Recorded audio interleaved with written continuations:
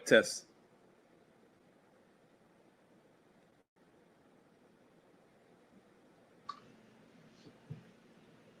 Mic test. One, two, three. Your audio's good. Thank you.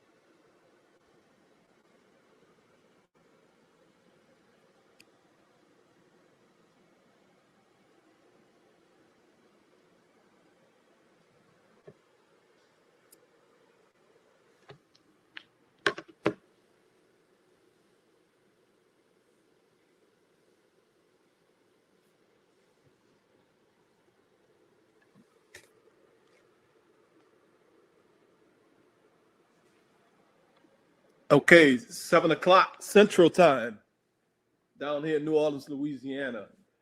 Welcome, everyone.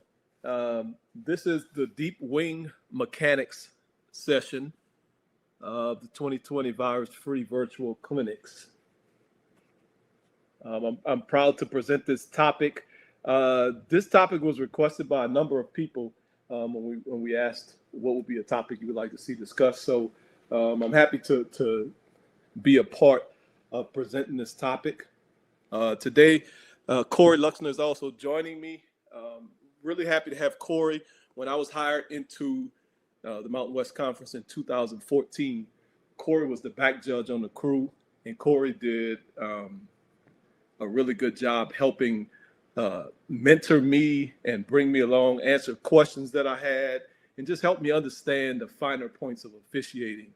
So I'm happy to have Corey joining me today during this presentation. I'm happy to be here with you, Tuta. Yeah, and which remind me, Corey, I want to just a little bit off topic. So I'm a quirky dude, and I'm a very quirky official. But there's probably no other official more quirky than me than Mr. Corey Luxner here. When Corey gets dressed, if the right leg of his compression shorts are not 15 millimeters above the third leg hair next to his patella tendon, he absolutely can't work the game. That's the kind of dude we're talking about here. But I call that attention to detail, Tita. So if you're talking about finer points, that is a finer point. So good, touche. But let's be for real. When we step on the field, there's no better official than Corey. I mean, Corey is just a hell of an official, tremendous official, and he's done. He's shown me the way in many different regards in terms of this officiating thing. So let's talk about mechanics. Mechanics. Basically, the mechanics are created to encourage consistency in how we officiate the game. And the mechanics are really guidelines that help us be in the best position to effectively evaluate the action on the field. And the thing is, mechanics are really their general guidance. And there's a lot of room and a lot of things that are just left out. And it just leaves us with a lot of room to figure things out on our own sometimes. So as I was preparing this presentation and pulling plays and trying to identify what are we going to talk about, it kind of struck me. We see scrimmage snaps all the time. We see run plays, pass plays all day long. All of us have been to camps. All of us have worked games. All of us have worked team practices. And what do we have? Scrimmage plays all day long, all the runs and passes you can get. But what we don't get is the action that occurs during the dead ball period. What are we supposed to be doing at that time? Let's say when we watch film, we turn on the film, we watch play. The play starts when the offense is at the line of scrimmage, right? Then the play ends when the dead ball occurs. The dude gets tackled or whatever. If it's a running play, gets tackled. We'll have maybe a loss, maybe a gain. Pass play, incomplete pass, or completed pass, whatever. Then the film cuts off, and then the next play starts when they're at the line of scrimmage again. But what are we supposed to be doing during that dead ball period? So we'll talk about a little bit of that. And really, we just want to talk about some of the things that we don't see and that we don't practice. All of the ancillary things that go along with being a deep wing official. And the irony of it is the thing that we spend the most time doing during a game is the thing that we spend the least amount of time practicing and preparing for. So that's kind of like what I want to just to kind of give you a heads up of what we're going to be talking about today. I know I saw a couple of officials in the chat room as they're introducing themselves that do not work deep wing as a primary position. So if you're a non-field judge or non-side judge, welcome. Glad you're here. We may put you to sleep, but you'll get a peek under the hood to see what it is that we do. So without further ado, let's get started. Oh, so also, if you're looking for a bunch of plays that show runs and passes and talk about keys and all that, well, you're out of luck because that's not what we're going to talk about today. So here we go. 3 hours. We get to the game. What are we doing when we get to the stadium at 3 hours? I know some of us work different levels where we do pregame at the stadium. For those of us who don't do pregame at the stadium, we arrive at probably 3 hours. I would think that's kind of standard across the country. And then most of us go walk on the field. The first thing I like to do is, where are the clocks? Where are the clocks? I love to see where the clocks are because that's what I'm going to be working for the majority of the game. If we work 180 snaps, I'm probably going to look at the clock 400 plus times during the game just to make sure that it's doing what it's supposed to be doing. I also like to walk the field, and I like to stand in positions where I'm going to be standing when I'm out there just to kind of just get a feel of, what the stadium looks like. What is my work conditions going to be looking like when I get out there to actually start working? Really relaxed atmosphere, nothing to really be concerned with at that point in time. There's nobody really out there. It's just us. Sometimes the band is out there, preparing for their halftime or whatever, but that's a good time just to acclimate yourself to your work environment. 2 hours, clock operators come in. And I know we probably are tired of doing this pregame with the clock operators every single game. Well, guess what? Do it. Number one, you need to make sure that the clock operator is going to do what you need them to do. And number two, you need to be prepared to actually work the clock the way that you need to work the clock.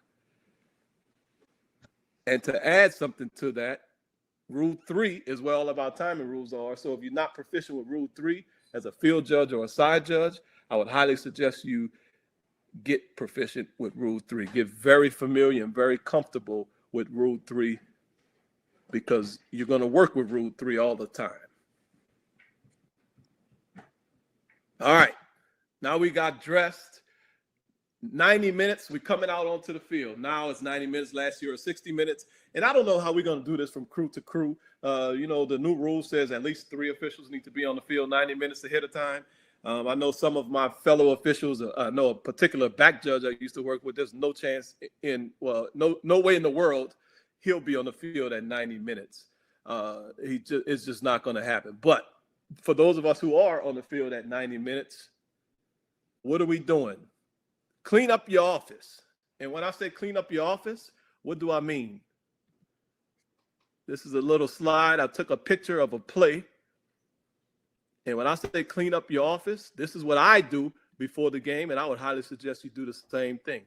I'll get my pen. Get ready to draw on this thing. I don't know why this thing is looking like this. There we go. See this G right here? Where's my circle? Where's my pencil? All right, here we go. See this G right here? The first thing I do when I walk out on the field at 90 minutes and run up and down my sideline is I take that G and I throw it back here because I don't want it to be where I'm going to stand during the game. And if I'm ever standing on the goal line, I'm going to stand goal line extended and pretty much get to that limit line. So I get that G out the way. You see all these ads that sometimes are lined up on the sideline? If they are covering up the goal line extended, you need to get them moved. You need to have this from the goal line pylon all the way to the stands, straight back, totally clear. So when you need to move and you need to work, you'll have ample space to do so.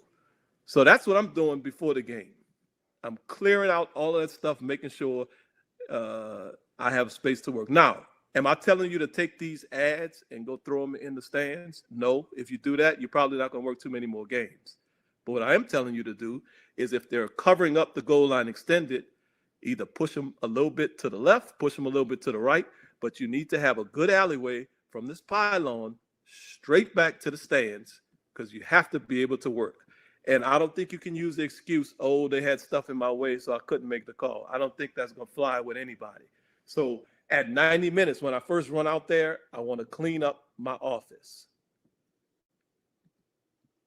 And when you come back out for the kickoff, I guarantee that G is going to be right back there sometimes. You just take it and grab it and throw it out the way again because you need to be able to work in that area. So that's what I mean by clean up the office. Now, at that point in time, also, we got the individuals going on before the whole team comes out, and most of the time it's the specialists, punters and kickers. What kind of day is it? What are the kicks looking like? Get out there and take some reps. Just stand there. You ain't got to go out there and start running up and down the field with the returners and everything, but stand there and just take a note of what's going on.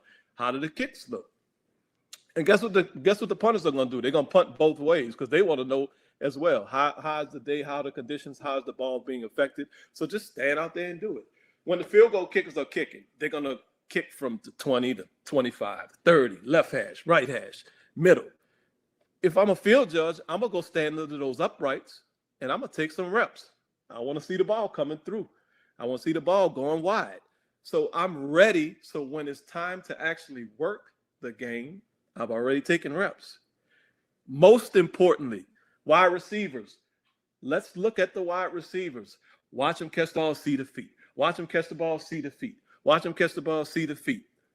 So you want to know, some of these receivers catch the ball, they snatch it out front, away from their body. Some of them let the ball get to their body. Some of them are body catchers. Some of them are hand catchers. Some of them are really clean catchers. Some of them bobble a little bit every time they attempt to catch the ball.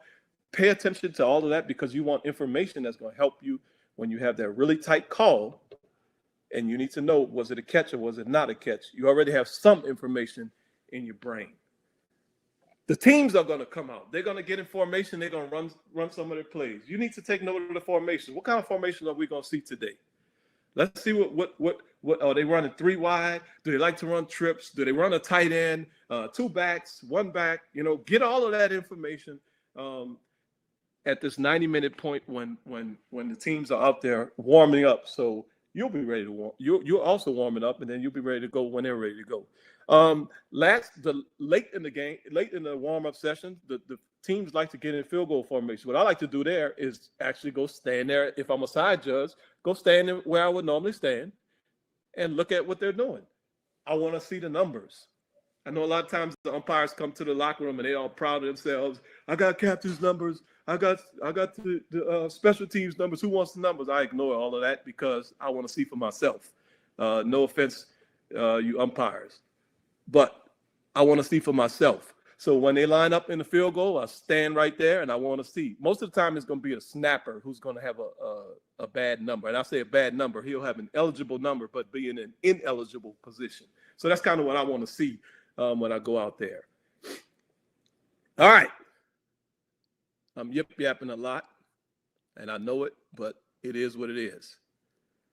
So we did all of that. We're ready to go. We go back to the locker room. We do our final deal. We come out. And what are we doing? We're going to get ready for the kickoff. Let me stop because we got our expert, Mr. Luxner. Is there anything you want to add to what I've already talked about, Corey, before we get into kickoffs? Well, yeah, I was wondering if you were going to shut up long enough or let me get in there, but I know I'm sorry, man. I was rolling. I got excited. I'm totally teased. I mean, a lot of the stuff that you do are the same things I do. I mean, going back a couple slides to talking about when you first get on the field, I'm particular enough that I actually time how long it takes for me to get from the locker room to the field because I want to be able to tell the crew, okay, time to go, and know that we're giving them ample time. I time how long does it take to get from the team locker room so that when I'm taking captains out, how long is it going to take me to get to where they need to be? And so that's just things that the more that you can prepare for that type of stuff, the better you'll be. In talking with clock operators, I think any one of us that has ever talked to a clock operator, we get the, I've been doing this for 22 years. And while I respect that, I also want to bring them back to reality and bring them into the now and say, yeah, you know what, this crew's been doing this quite a long time too, but we prepared 2 hours last night. We talked about this all week. So if you don't mind, just give me 5-10 minutes of your attention. That really kind of snaps them back, say, hey, I need your attention here. And I think it's okay because, the last thing that we want as a side judge, field judge, is a clock operator who has fallen asleep up there, because nothing will wreck our performance, our game management more than a clock operator that just goes asleep on us. But other than that, I mean, I agree with what you say, get your eyes ready. I go so far as, if you go out there pregame, who are the people that are going to be standing behind you at the goal line? Those are typically going to be your handheld camera operators and the cheerleaders. So I will go up to and find the handheld operator's name and say, hey, what's your name? Introduce myself, ask him, hey, when I am on the goal line, which side do you want to be on? Do you want to be into the end zone or more out towards the one? And let them pick and just say, hey, I will work around you. Just tell me where you're going to be. And then every time during the game when I come down there, hey, John, just remind you, I'm going to be backing up here, so stay wherever you're going to be. Same thing goes with the cheerleaders. Find whoever the captain of the squad is and say, hey, when I'm down here, I'm going to ask for you guys to give me a yard width path going back so that if I need to bail out, I have that room. And, you set that rapport early so that you're not coming down in the heat of the battle and trying to yell at a cameraman, yell at cheerleaders, whoever may be behind you. And by setting that rapport, it's not something new to them. They will jog them and like, oh yeah, this guy talked to me earlier, we need to back up. That orange G always seems to find its way back there. So it's a habit of mine. I just kick it, I give it a good old swift kick and get as far back as possible with that. But, I echo a lot. I don't do many things differently than what you do. So I think we can move on. Yeah, good. I cannot stress the importance enough of getting this doggone G out of the way. I've seen officials trip on it. I've seen officials almost fall on it. And nothing would be more embarrassing than trying to call a game-winning touchdown when you're sitting on your butt because you tripped over the G. And that's something that we control. So It's a good get way. that thing out the way. It's a good way to make yourself on SportsCenter on the not top 10. That's for sure. And so, That's uh, correct. Dane just brought up a point about no cell phones for the clock operators. I actually I actually get their cell phone number when I talk to them, because if there's something if we have a slide, or if there's some way, it's just kind of a backup. So that's part of my routine. I mean, if that's what you all do and don't allow clock operators that have cell phones, that's fine. But I actually use their numbers. I get their number from them and write it down on my game card. And I actually had to use it twice last year because we had a delay. And then one time we had a slide. And so it was easier to call him or her to make sure that everything was okay. So.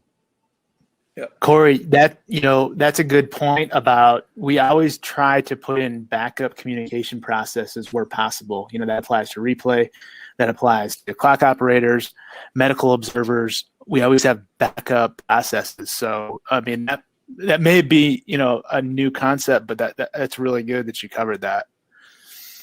Yeah, and Dane brings up a point. It could be a distraction. Yes, it could be, but it's also a tool for me. And so hopefully if you set the stage to say, we expect professionalism from our clock operators, we expect your attention for the next 3.5 hours, and set those expectations, and then, then you can have it. And if they've fallen short, that gives you another way to communicate with them at halftime. Say they had just a terrible first half.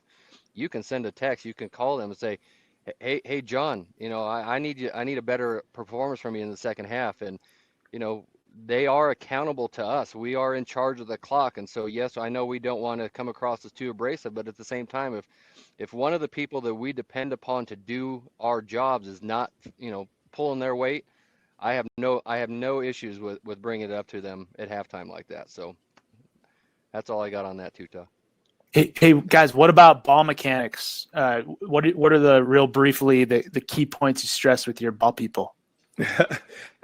I intentionally skipped that because I have a kind of a funny opinion about that. I'm gonna let Corey go ahead on the answer to that question. Okay. I always, whenever I talk to the folks, so even with the clock operators, the first thing I say is I always thank them for their time. Thank you for being a part of today's game. With ball people, I stress to them, in the league that we work, we go very, very fast for the most part. And I think that can be said for a lot of levels of football. And so I stress to them that, hey, your team's going to want to go fast today. So I need you to be attentive. I need you to get a ball in, because they can't go fast without a ball. So I set the stage with that, depending on the time, whether it's the first game versus the 9th game of the season. Probably the first couple games I'm more drawn out with my presentation, but later on in the year, they've heard this every week. So I got to be respectful for that. I don't want to just keep beating a dead horse, but, just explain to them how important they are, ask where we want them positioned. Another thing I always stress is, please don't pass us a ball until we're ready.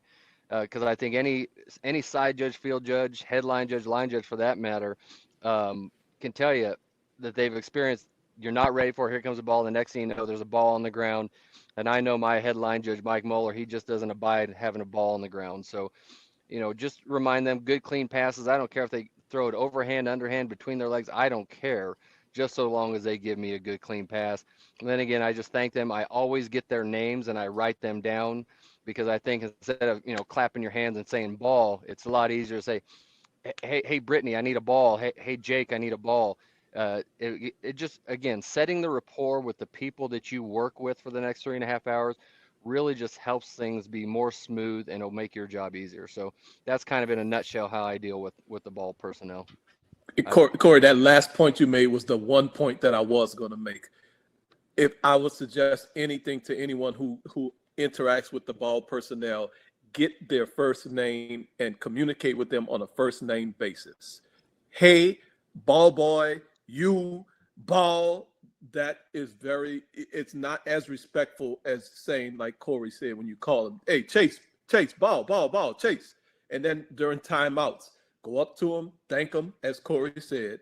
We're all in this together, and the last thing we need is someone who's just not happy with the type of person that you are, because they can make your life miserable. They can easily just throw you a high ball, throw you a low ball, not pay attention when you're ready for it. So let's just understand that we're all in this together. Whether you like the way their personality or not, treat them with kindness, treat them with respect, and it will be reciprocated, and that just makes our life that much easier. All right, let's go. Kick off. Oh shoot! You know what I wanted to talk about when we talk about at 90 minutes and we see in catches. I found just a little simple replay. Look at the bottom left-hand corner. You see the receivers. Treat the 20-yard line as the end line. Catch, feet. Did the feet get in? Look, you have plenty time at pregame. Catch, feet. Did the foot get in? Every single time. Catch, feet. Did the feet get in? You want every single time. You have time when you're out there in pregame.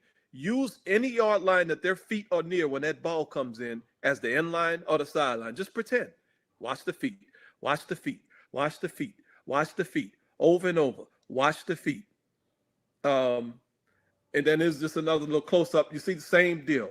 There's the catch. Watch the feet. There's the catch. Watch the feet. We out here on the field. We don't have nothing else to do. We're just going to play grab ass with the line judge or the referee who really is doing nothing all day long. Just let's go out there and watch some catches. All right, moving on. Kickoff. So kickoffs are not something that we get to practice a lot. Some teams do it in spring, and they'll do like a thud for the tackle. But really, the blocking and everything is not really that live. So really, the only time we really get live kickoffs is when the game comes. So what are we doing? First of all, field judge, side judge. We need to stand with our toes on the back of the white. I know what the mechanics manual says, just off the field, get just off the white. Stand far back as you can, get your toes on the back of the white. And one thing we need to know is, how is this ball kicked?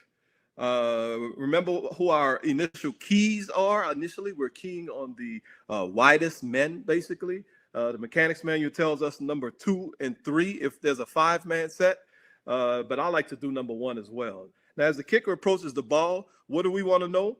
Did he kick the ball into the ground? Did he kick an airborne kick? Is it going to be a pooch kick? So both field judge and side judge, we need to know, how did that ball get kicked? This is on a normal kickoff situation, okay? So we have to know that. We just have to know that, because if there's a surprise onside kick, if we're not seeing that ball come off the tee, then we're in trouble. So then after the kick goes, don't move, and don't turn your attention downfield. Let the kicking team pass you by before you start turning your attention downfield and running downfield. And when you run downfield, all you're doing is looking at the back of your initial key players.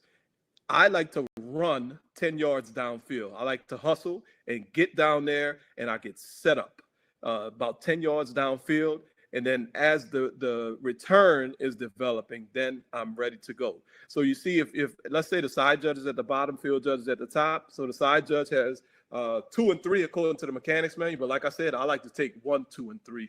Number 1 is not always a safety. I know sometimes they just call it a safety, and that's why they probably say don't look at number 1. But I like to look at both of them.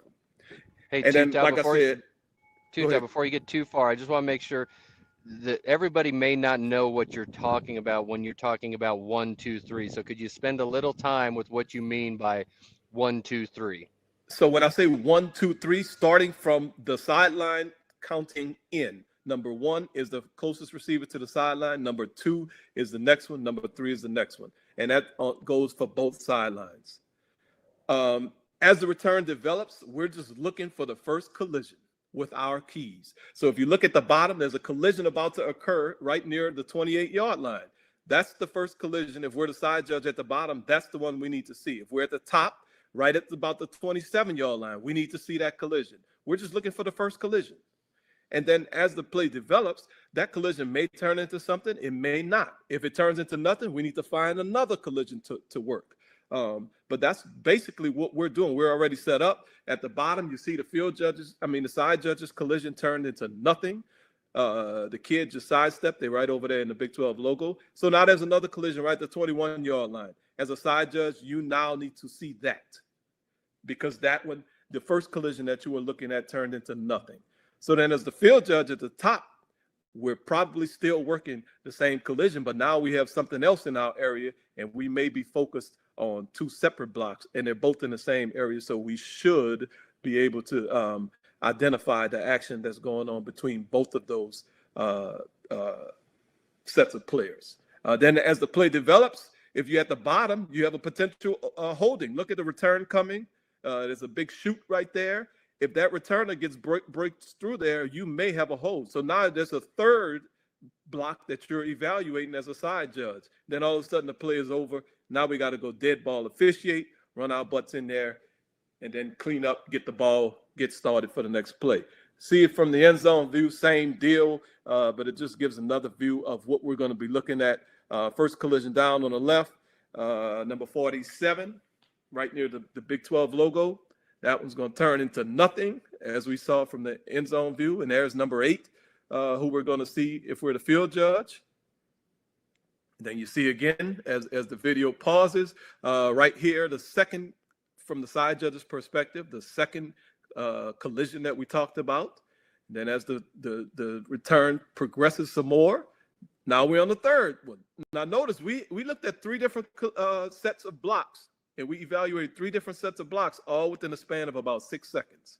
Probably less than that, actually. The play itself has been going on probably about 6 seconds, but these 3 blocks happened within about 2 seconds. So we got to get our eyes, and we got to move our eyes really quickly on kickoff plays. But those are what we're looking at. And then again, now you can see how it's turned into a potential offensive holding, and it could be ugly if that returner breaks through, but then it turns into nothing. It's just a tackle. It's just a big old ugly nothing. We run up, do our dead ball activity. That is what we're doing. I'm sorry. When I talk about dead ball activity, as a field judge, look at the wide view that we have, and we want to just see everything because we're on the wide side of the field. We're 60-something yards away, and we have a good angle at everything. But if we're the side judge on the other side of the field, we have to look at all of the action that's right at the ball, because that action is more critical than everything else that's going on. So those are 2 things that we're looking at from a dead ball perspective as this play is completed. All right, Corey, I'm yip-yapping again. I'm hogging the mic. No, you're good. You're good. I'm taking notes. And so, I think for our back judges and umpires on here, this is good. You talk about standing at the back of the white, and that applies to them as well. That's correct. If you have that first guy in, whether it's L1 or R1, you want to give yourself as best of a perspective as you can when you're judging that offsides aspect, because that player is going to come through like a flash up on the sideline. You're not going to be able to see that. So take our advice, get to the back of that white. One thing I always do is, after I acknowledge my count with my field judge across the field, I look down the sideline both ways to make sure it's clear, because that's when coaches like to get up in there. That's when players get up there. So I clear that white and let them know, hey, this is my spot. One thing that I kind of differ with what you say is, if I can recognize that my front line of the receiving team is retreating right off the bat, I'll start moving early. I won't wait for those kicking team players to go past, because my goal is to be where I want to be set up stationary by time the kick is being caught. So that way I am stationary. I'm seeing everything set up. So if I notice that front line is retreating, backing up, then I'll get there. And so I think the quickest that I ever run is on a kickoff play. So I try to get from the 45 to between the 40 and 45, whatever it may be, and be stationary when that happens. But other than that, I think you're spot on with what you're doing. Yeah. Hey guys. So we talked about why we want the back judges and umpires at the back of the white. Why do we want the side judges and field judges? We just stated that that's where we are, but why? Why do we line up there? Because number 1, we want space. And number 2, we want to encourage the players and the coaches to respect the area that we need to work in. But we always want space. If there's a surprise onside kick, that ball is going to get on top of us really quickly, And the first thing we're going to be thinking about is self-preservation if our toes are on the field and then a surprise kick comes our way.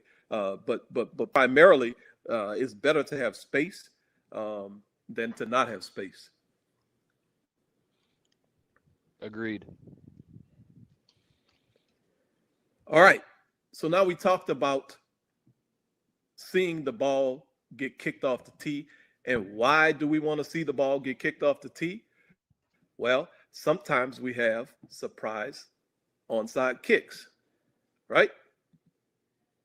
So let's take a look at that and see what that looks like.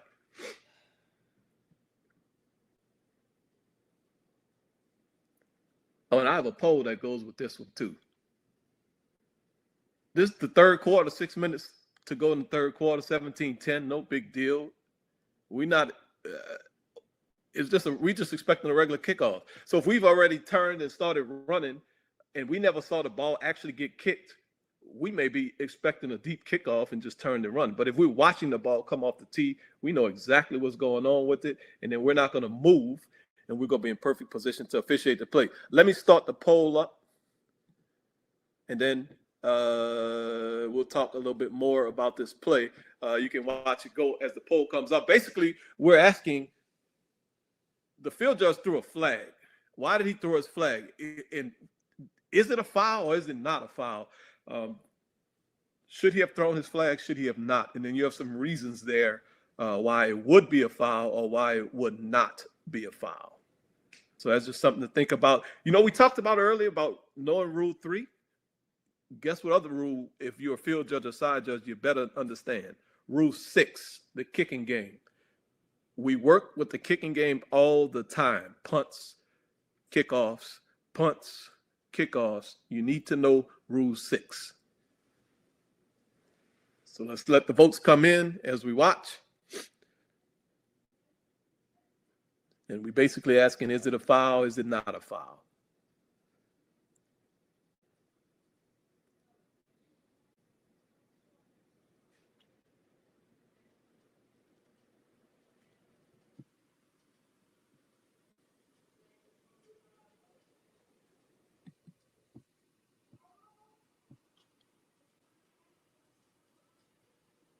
I put that slide in the wrong order.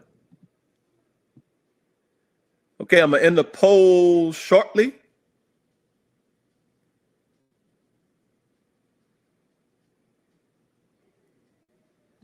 All right. So 84% of us said it is a foul because the B player did not have an unimpeded opportunity to catch the kick. And that is indeed why it is a foul. It is a foul, just in case for those of us who said it's not a foul. It is definitely a foul. And let's go to the slides, and y'all gonna see some of the slides that I don't want you to see. Oh no, there we go. I got it in order. I don't have to fire my secretary after all. Interference with opportunity. FR 69 and FR 70. Rule 641. The player must be given an unimpeded opportunity to catch the kick.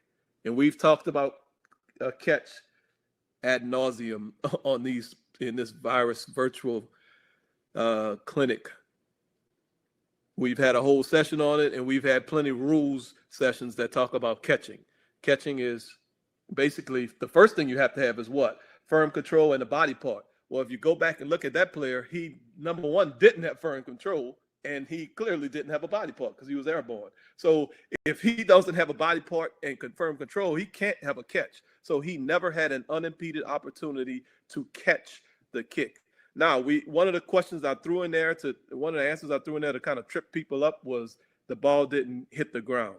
Well, as we know, and if you look down there at F, the player has the same fair kick catch protection, whether the ball is kicked directly off the tee or is immediately driven to the ground, strikes the ground once and goes into the air in the manner of the ball being kicked directly off the tee. Okay, so whether he drove this ball into the ground and it flew up once and it bounced one time and then flew into the air as if it was airborne, or if it was the way that this kid kicked the ball just straight up into the air, the receiving team player, if he's in position, has to be given an unimpeded opportunity to catch the kick. So this is why we stress not moving, first of all, and seeing the ball get kicked off of the tee. Because if we're already moving and if we don't see this ball get kicked off the tee, there's no way that we'll be able to properly officiate this play. Corey, what you got? You know, this was my field judge, who I think this was his fourth, fifth, third game. I don't know what it was with our crew, and it was a hell of a call. And so as field judge, side judge, if you're not preparing for every free kick to be an onside kick, let this be an example as to why you prepare for this, because you have to be expecting it and then be surprised that it does not come. Because if you let this type of kick surprise you, we're going to miss this. And so, you know, on this game, I came across the field, because I was thinking, okay, are you calling us for being touched early? What are we calling here? And he said, it's KCI. I was like, awesome, I'm out. And, you know, he said that was the best thing I could have done for him, because he recognized that confirmed what he had. I didn't need to muddy the waters. One thing I want to, back judges, don't cross in front of your field judge on this. I know we gave our back judge a load of grief for that. But this was just a hell of a heads up call, game awareness, situational awareness. He was ready to go. So this was a great play. All right, Brandon, before we move on, what you got? You got anything from the chat room? No, you guys have covered it all. There was a question about federation rules, whether or not this kick is legal. Oh boy, 1-800 Kevin Boitman is the answer to that question.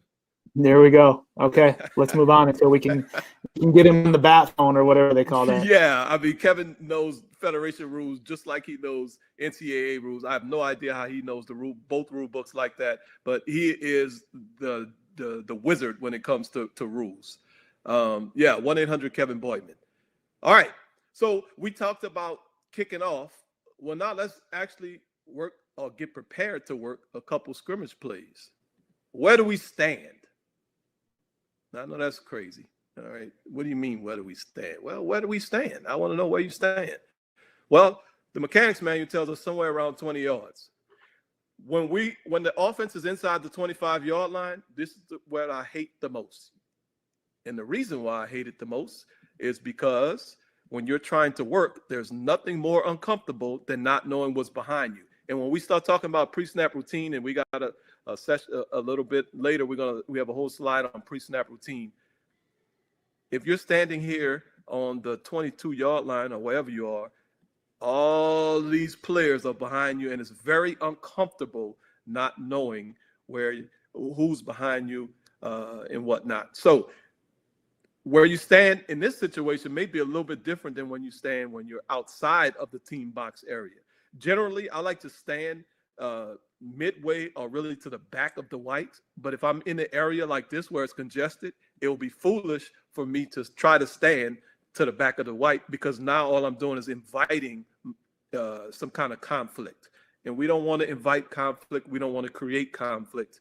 So in this situation, probably going to be pretty close to the field when you're lining up from when the offense is inside the 5 and coming out. Now, does it matter where you stand? Not really. I stand 20 yards every time because it's simple for me. It's the easiest thing for me to figure out. My field judge that I worked with for the last couple of years, he stood wherever he wanted to stand. In this case, he's right here at about the 28-yard line. So he's about 26 yards. Is that a problem? No. Unless your supervisor tells you that it's a problem. And this might be a good time to point out.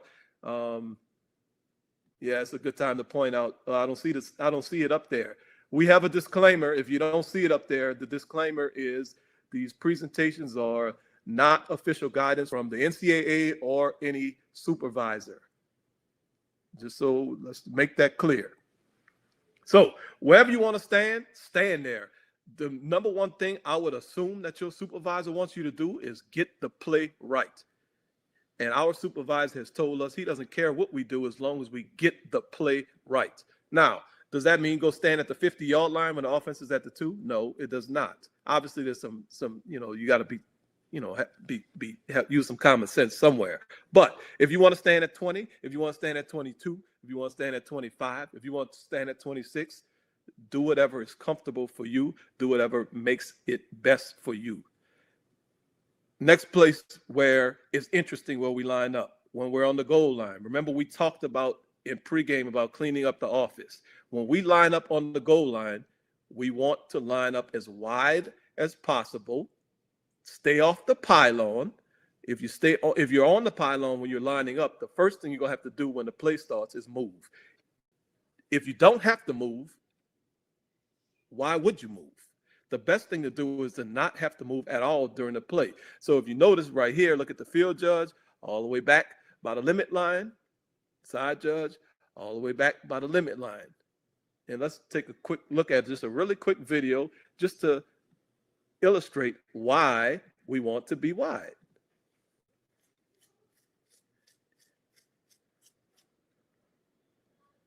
Just a simple pass play. But this play perfectly illustrates why we want to be wide when we stand on the goal line and be goal line extended. If the field judge was on the pylon in this play, the first thing he would have to worry about is, oh my God, these players are going to hit me. I'm going to be hurt. Let me get out the way.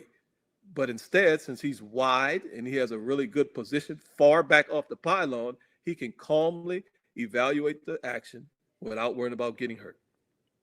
So that's why we want to stand where we stand. Corey, go.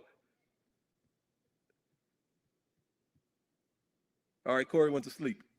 No, I'm coming. I was on mute. Sorry. Yeah, I think you stand wherever you want. I mean, personally, I advocate standing at 25 yards, and that's for a couple of reasons. Number one, we have players that are much quicker than us, so it gives us a little bit extra cushion. But another thing that I use 25 yards for is because then part of my pre-snap routine is where is my 5-yard blocking zone. And so I know at that point, I am exactly 20 yards away from where that blocking zone ends. And so it just gives me another frame of reference. But I agree, like, I know that there's some folks, side judge, field judge, they have to be aligned. That's crap to me. Like, you stand wherever you need to stand to officiate the play, because if I have a tight end as my key as a side judge, I'll come up to 20 yards because there's no way that tight end is blowing by me. He's not going to get a free release most of the time. So, stand wherever you need to feel comfortable. But I agree with you. Once you get to that goal line, get wide. And that's where having those conversations with camera people, cheerleaders, whomever, that's when that pays dividends, because you're there now and you say, hey, this is my spot. I need to be here for the next few minutes. Let's clear a spot. So I think what you're saying is sage wisdom, and that takes a lot for me to say that coming from you. So Hey man, I get lucky every now and then and come out with a good nugget. All right, so we talked about the kickoff. We talked about where we're going to stand when we're on the field. What in the world do we do during the dead ball period?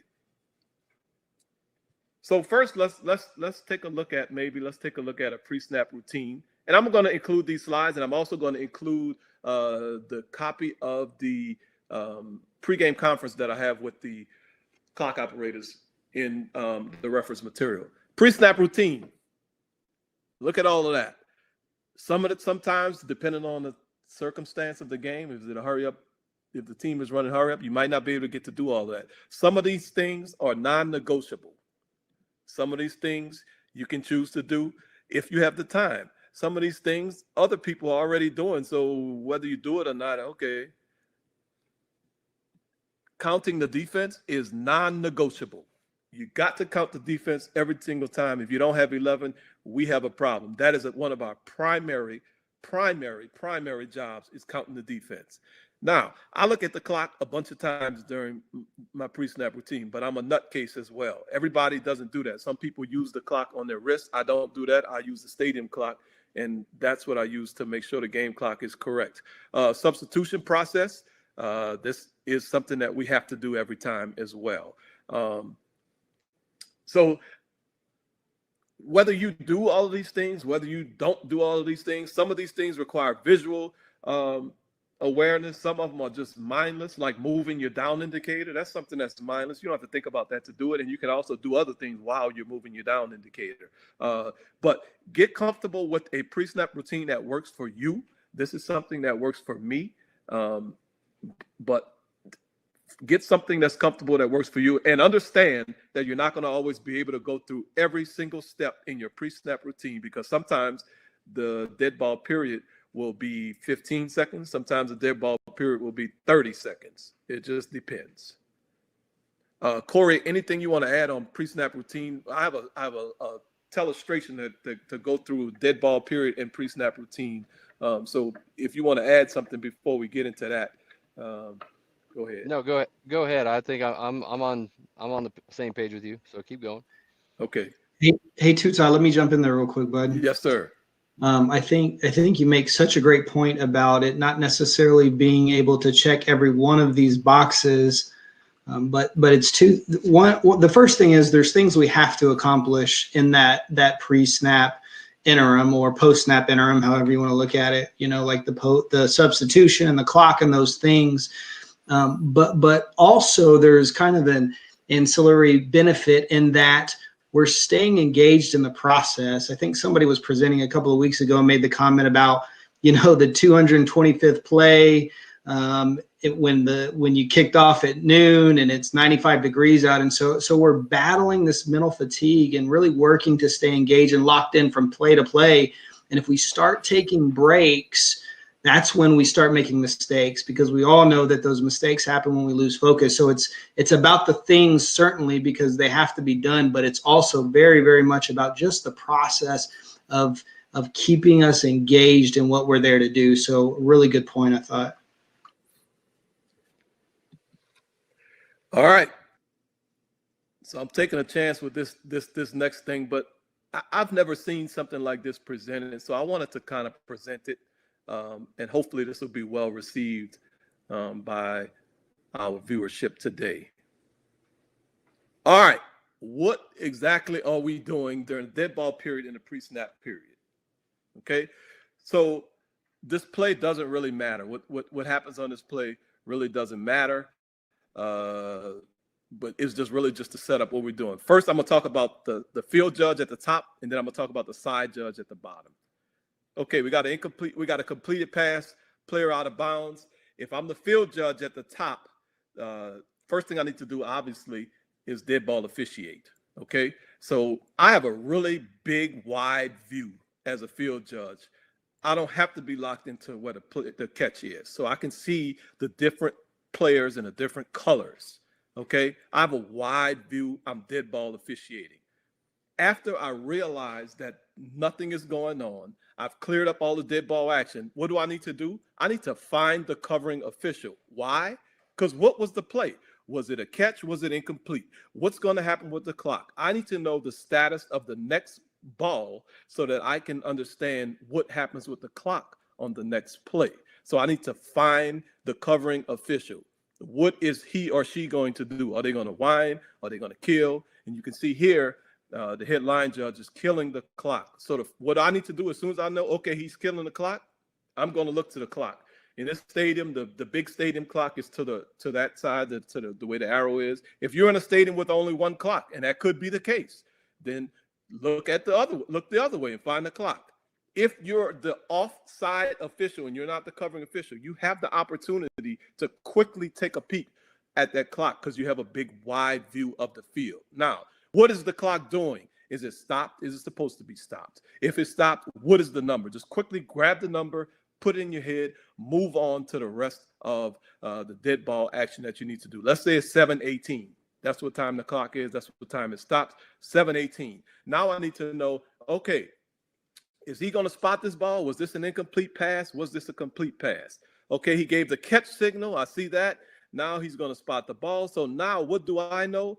I know that as soon as the ball gets spotted by the center judge in the center of the field, and it's the umpire, if we have a seven-person crew, then we're going to go into the clock is going to run. Okay, so now again, at this point, I can start paying attention to defensive substitutions. We have all 11 of the defense in front of us. I know we have 11 because the last play we played with 11. So now I need to monitor the sideline. What's going on? Is anybody going to come in? Are they going to sub on the defensive side or not? If I'm on the defensive sideline as a deep official, I'm going to own that position and I'm going to own the defensive substitutions. We should never have a mistake if I'm the person on the defensive sideline. Okay, so now we see 2 players are coming in. Okay, we got 2 coming in. We better have 2 going out. If we don't have 2 going out, now we're going to have a problem. So while this is happening, at the bottom, the ball is starting to get rotated in. And I need to also pay attention to the referee because now the ball is about to get spotted. So I need to see what the referee is doing. And my video is jacked up, and I hope y'all's is not as jacked up as mine. I need to pay attention to the referee. When is he going to wind the clock? And like most referees, he's already started winding the clock before the center judge even has the ball. So now I need to pay attention. Okay, we had 7:18. Take a peep at the clock after I look at the referee. Did the clock start? It should now be starting to tick down from 7:18, 7:17, 7:16. But again, I'm just going to take a quick peep, and then I'm going to go back to the rest of my duties. Counting the defense. I saw the 2 coming on. Now I need to see the 2 going off, and my video is still frozen. Is everybody? How do y'all see? Corey, are you seeing video or is it frozen? It's frozen. Just this happened to me last week. Just reload the video and it'll catch back up. Okay. When you say reload, what to do? Exit video and go back in? Yeah, exit video and then restart it, and then you just kind of use that slider to get to where you were. Oh, great. Hey, Okay. hey, too, Todd. You know, I see it still counting down. Well, there goes that. Yeah. All right, no big deal. Yeah. I knew I was taking a chance with this deal.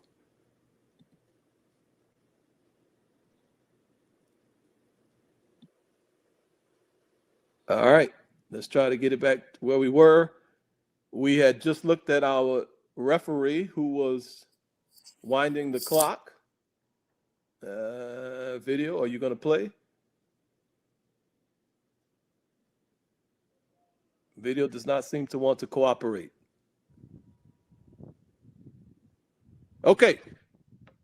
Well, basically what we're doing from this field judge's perspective is we're working the defensive subs. We're also working the clock. We have to be aware of when the ball gets spotted. We have to be aware of when the referee is winding the clock to know when it starts. And then also while we're on the field, where is the next line of scrimmage? If you look at the pre-snap routine, and you'll get the slides later, that's one of the things in the pre-snap routine that I like to do is know when the line of scrimmage is, where the line of scrimmage is for the next play, because when I back out, I want to be about 20 yards off when I get there. Now the video has caught up when the field judge is done with his duties and getting ready for the next play. As a side judge is at the bottom. He has a little bit of a different responsibility. He or she has a little bit of a different responsibility because they are now the covering official. So they don't have the luxury that the field judge has of the number one, of the wide view to dead ball officiate almost the entire field. They have to be focused in on, first of all, what is my partner official doing? The video just started. Okay, the kid caught the pass. If I'm the side judge at the bottom, I need to look at my partner official. I saw the feet in. I'm pretty sure he firmly controlled the ball, but I didn't see the ball all the way. Remember, we talked about in a couple sessions ago, what can I see, what can I not see? I know for a fact the feet were in. I'm assuming that the ball was firmly controlled. So I think I have a catch. I'm gonna look up, see what my partner official is doing. Is he signaling? Is he gonna signal a catch? Is he gonna signal incomplete? Now I need to know if we're gonna have a conversation or not. Also, as I take a quick peek at him, I can look over at the clock as well. If the clock is on the same side of the field, if we work in a field with only one clock. If the clock is behind me, I cannot and should not turn around to look at the clock during this period. And if this video is going to play, it looks like it will play now. Okay, so if the clock is behind me, if we only have a stadium with one clock, do not turn around and take your eye off of, number one, off of your partner official and also off of the area that you need to be focused in, because you literally would have to turn your body around because of the way that the players, all 22 players, are pretty much on that side of the field. Okay. Notice the white jerseys and the blue jerseys. Nobody's pretty much around each other. Now we can get the ball in. Notice the ball was one of the last things we worry about. Now we can worry about getting the ball in. Let's get the ball in, rotate the ball in. And we also, at this point in time, need to start worrying about what? Offensive substitutions. The referee's only job during the dead ball period, I know referees, and I know a pretty good referee who's online now who's going to get upset with me, but I don't care. Referees don't do anything during the dead ball period but watch substitutions, but they still need help. So pay attention to the substitutions. We also know that the last play was a completed pass. We know the clock is going to start when the ball gets spotted. So take a peep up at your referee. Let's see when he winds the clock. He's already winding it. Let's take a look at the clock. Did the clock start? Did it not start? Okay, that's what we're doing at this point in time. And as we start backing off the field, that's when we start noticing, is the offense going to substitute? We also can take a look at our partner official, see, okay, he's at the 28-yard line. Where am I going to stand? And then we can see that the offense is now starting to bring a player onto the field. So we go out into what's called the iron cross or the T, whatever you want to call it. And we do that signal basically to show that there is a substitution coming in. Now, once the referee puts the signal up, drop yours, because the referee is the one who's really managing the substitution process from the official standpoint.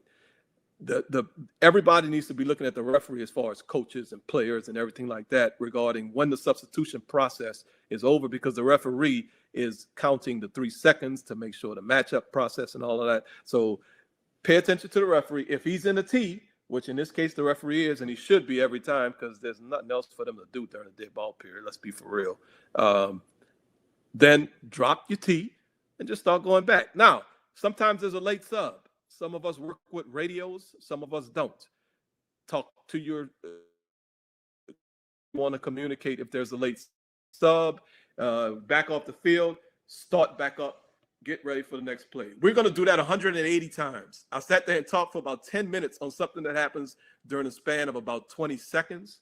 But that's something that we do 180 times a game. And it's very important for us to understand everything that we're responsible for during that period. Whew. All right, Corey, I'm going to go get some water. And I guess. It's a lot of stuff. I mean, and that's what's great about this session, is because, we can sit here and watch running plays, passing plays all day long, but it's all these types of things that go on between each and every play that if you don't have some type of idea what you're going to do, it looks like a circus out there. So we need to look smooth each and every time with what we're doing. I know, people are talking about, okay, when does if the clock doesn't start, what do you do? Our referees, they have a lot of things going on. They have a lot of pop-up windows going on left and right. And what should I do? If the clock doesn't start, get on your O2O. Hey, we need to wind the clock. It's also something that I go over in pregame with the clock operator and say, okay, you're always going to be watching our referee do what he does, with one exception. If the clock should be running and for some reason the referee doesn't give that signal, look deep to the side judge, field judge. If we are winding it, you can go off of us for that signal. I know that's not a prescribed mechanic, so go back to our disclaimer. That's what I do. That's what our crew does. So,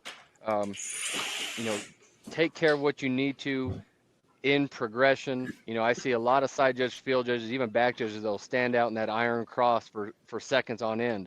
Once the referee has the signal up, we no longer need to have that signal up, because we don't dictate the substitution process. That's completely the referee. So I know it's a lot of stuff to get. When you go through a single play like this, it seems like, oh my God, how do I manage all this? Just have to come up with a routine. You have to go. If you've never written down your pre-snap, post-snap routine, I highly encourage you to do so. And, as the season goes on, as scrimmages go on, tweak it here and there. If you don't like something, change it. If you need to add something, change it. So get in the habit of writing that down, and you'll be able to better self-evaluate what you're doing out there. So a lot of things go on in between these plays. So it's great that you're touching on this tonight, Tuta. Yeah, it something I just really wanted to do. Okay. All right, we had an hour and 5 minutes. Okay, I'm gonna skip the next. We had a play about flag adjustments. Really, the whole point about flag adjustments, use the line of scrimmage as a reference. It was a running play. There was a hold. The side judge called a holding, and the hold happened somewhere near the line of scrimmage. I had a poll for it. We're not gonna get into that, but basically, be simple. I can't stress that enough. If the hold happens somewhere near the line of scrimmage, say it was 2 yards past the line of scrimmage, well, guess what? Guess what's at the line of scrimmage? There's a big old box that's standing at the line of scrimmage, and it won't move. So just pick up your flag. If your flag ends up 10 yards short, like mine always are, pick it up calmly, go find the line of scrimmage, and then make the adjustment to your flag, wherever it needs to be, in reference to the line of scrimmage or some other landmark on the field. Don't be technical. Oh, I need to get it exactly to the inch of where the restriction began. Don't do all of that. Just find the line of scrimmage and estimate. Okay, last thing we want to talk about is field goal and try mechanics. Well, guess what? If I'm a side judge, what am I supposed to be doing on a field goal or try? Half the time, do I just stand there? Who do I talk to? So let's take a look at this one. And of course, I got some illustrations on it, and we're going to talk about it. This one is a lot shorter than the other one, and my video is not playing. There we go. Okay, so we're going to watch it from this angle. Just a simple field goal play. Then when we get to the reverse angle, I'll pause and we'll talk about everything. And you see at the end of the play, the side judge was on the right, umpire was on the left. You can see at the end of the play, the side judge ran up and wanted to talk to one of the players, and we're going to figure out what the world is he talking to him about and why is he talking to him. Normally, when I'm a side judge, I just stand here and I don't know what I'm looking at. So I don't know. What am I doing? What am I doing? All right, let's go to the reverse angle and let's talk about it. First of all, count the defense every single time. Every single time, every single time. Your job is to count the defense. I don't care if it's a field goal. I don't care if it's a try. Your job is to count the defense. Alignment. Where do we stand?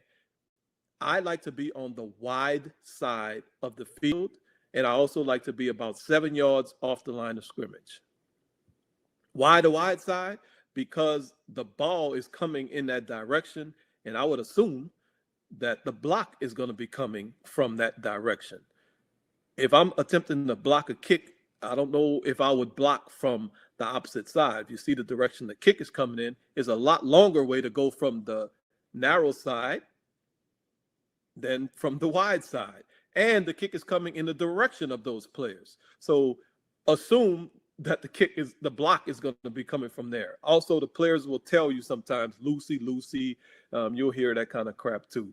But I like to be on the wide side. If it's in the middle, choose the strong side of the defense. By strong side, we mean the majority of the defenders. Okay, what are we looking at? First thing, look at number 49.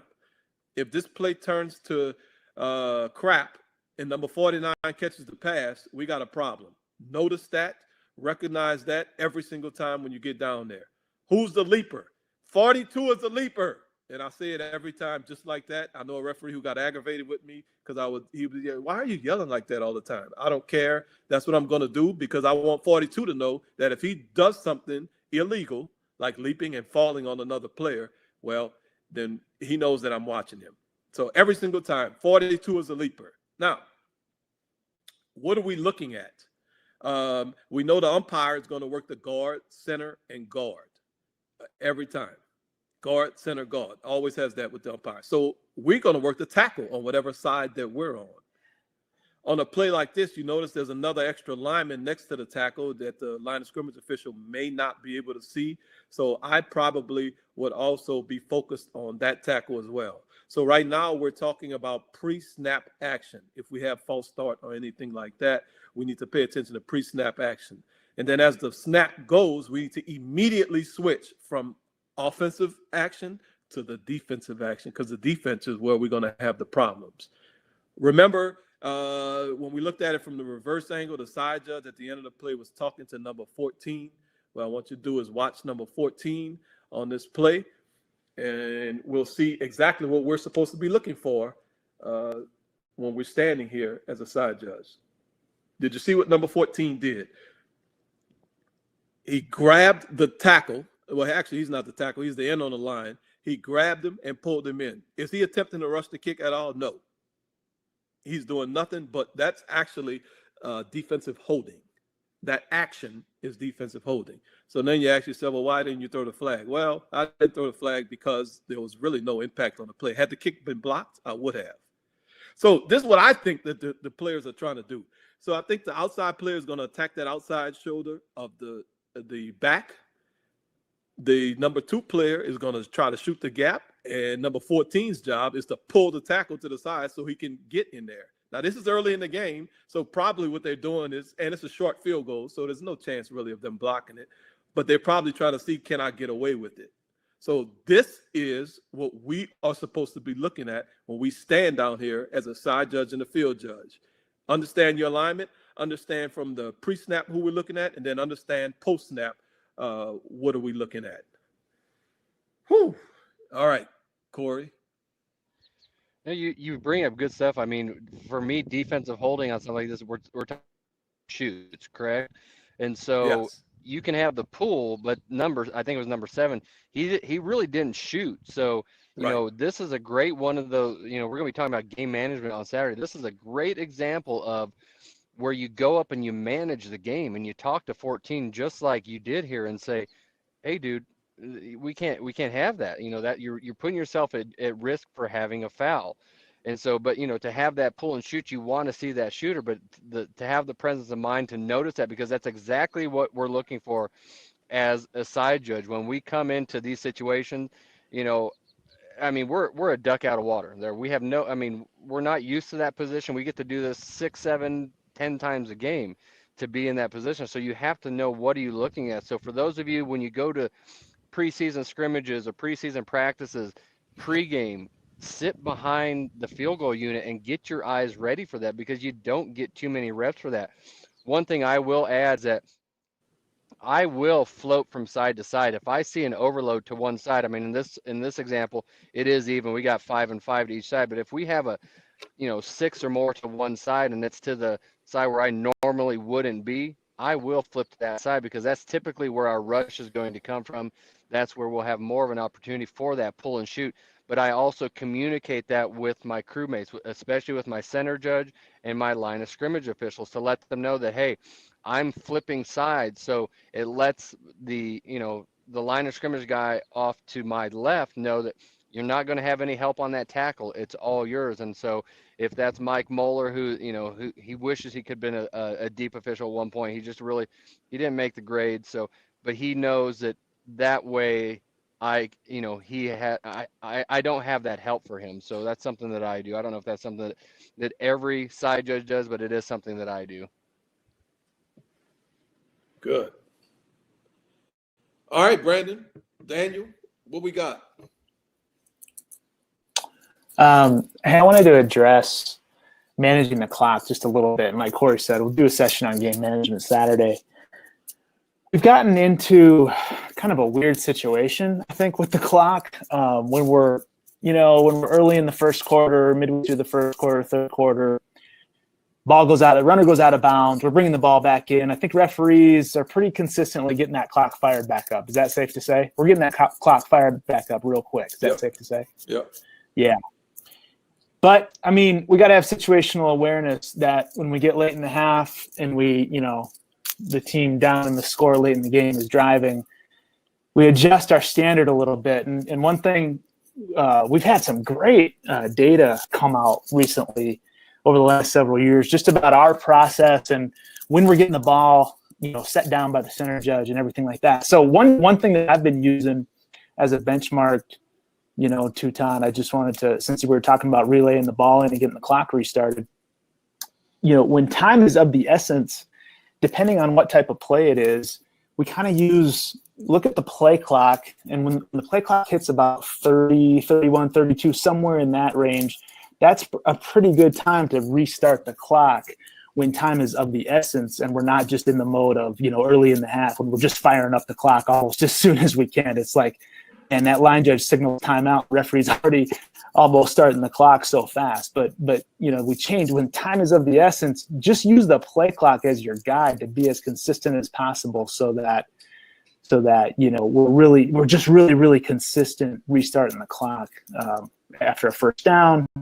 Even if we're outside of 2 minutes, but a team is down a couple scores driving, then they've already got into more of a hurry up process. We can use the play clock as a guide to be really consistent with restarting the clock.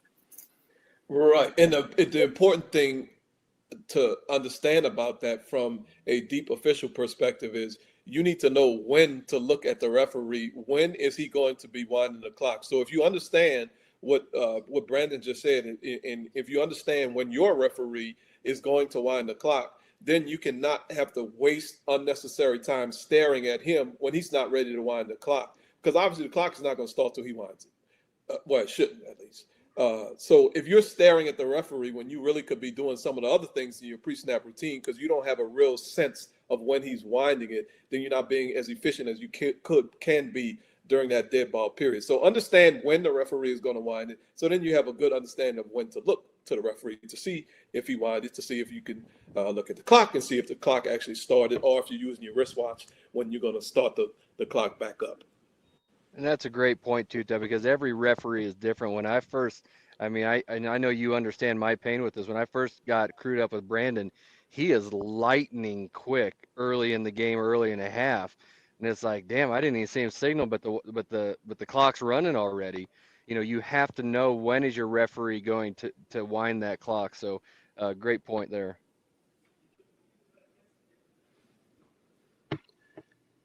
All right.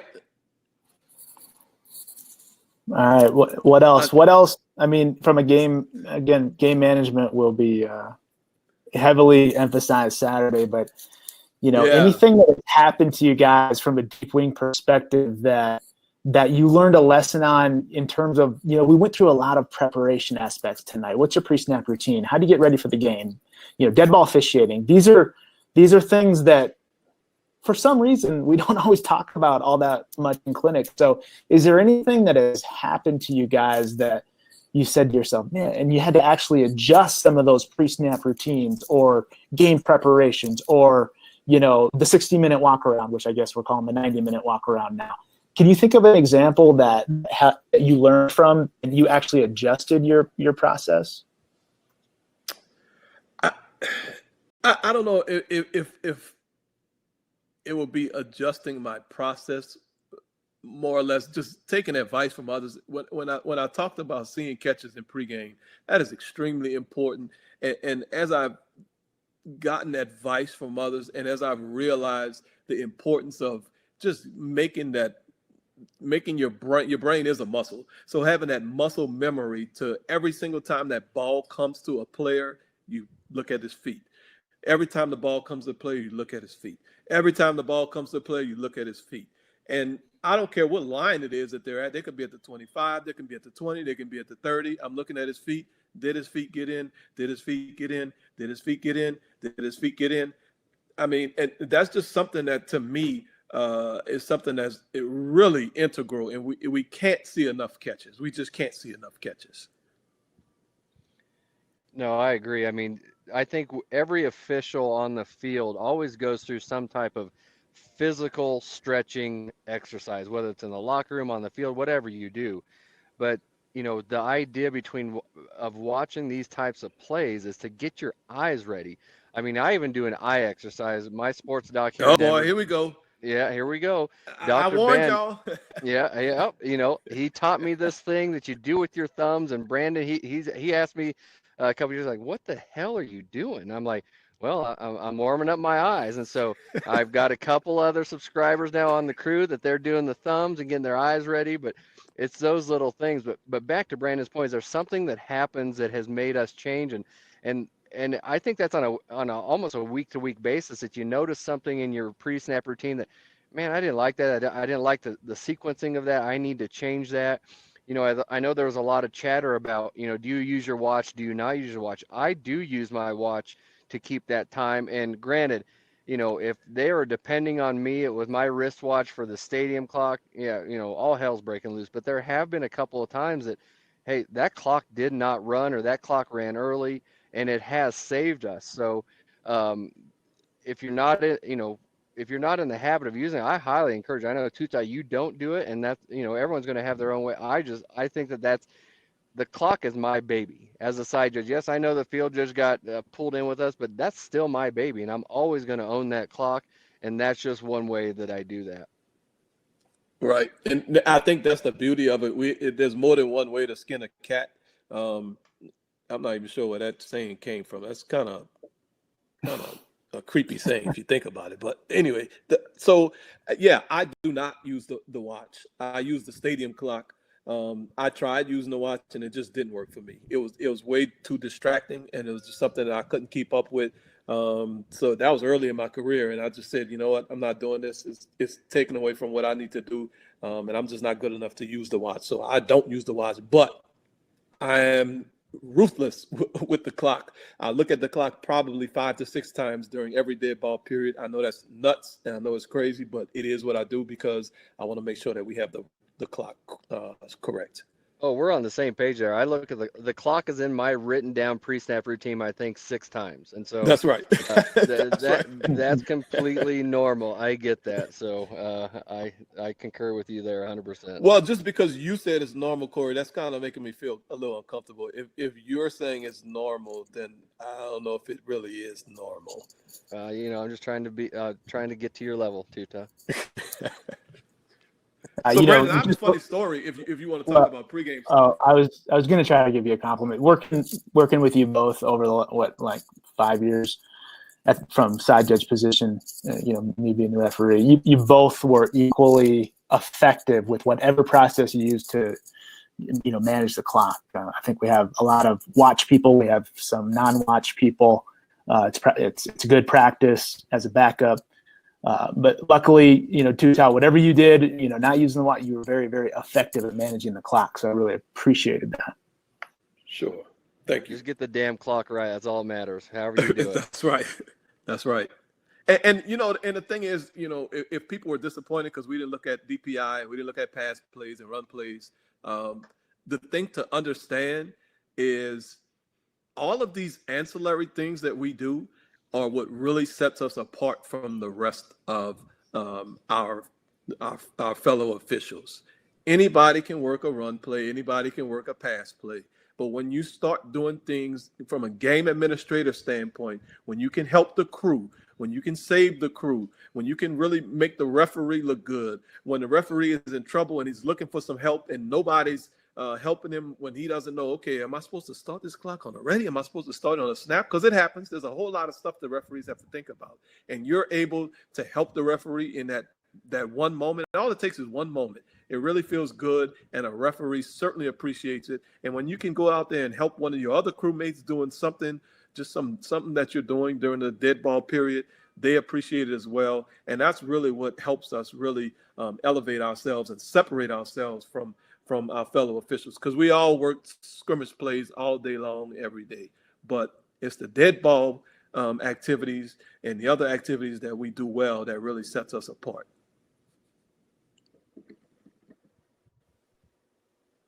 Did you want to close us out with your story? Oh, I forgot. Yeah. You talk about you were talking about pregame. My very first game working college football. So we talked about a couple of things today that had nothing to do with working scrimmages. So all I had ever worked was scrimmages. I never worked a pregame before. I never worked any of that kind of stuff. So we walk out onto the field, 60 minutes. The very first thing, one of the coaches came up to me and said, well, they can't be standing right here. We're supposed to have this area until 45 minutes. This was when he was talking about the L, and they had one of the other players that were violating the L. I had no idea what the L was. I didn't know anything about it. This is my very first game, 5 minutes of walking onto the field, and I'm already getting attacked by a coach. And just imagine what I felt like. I'm like, oh my God, what am I supposed to do? So all of these things that occur outside, I was ready to work the run plays. I was ready to work the pass plays. I could do that all day long because I had worked them. but I never worked some of those things away from the game. What happens during pregame warmup?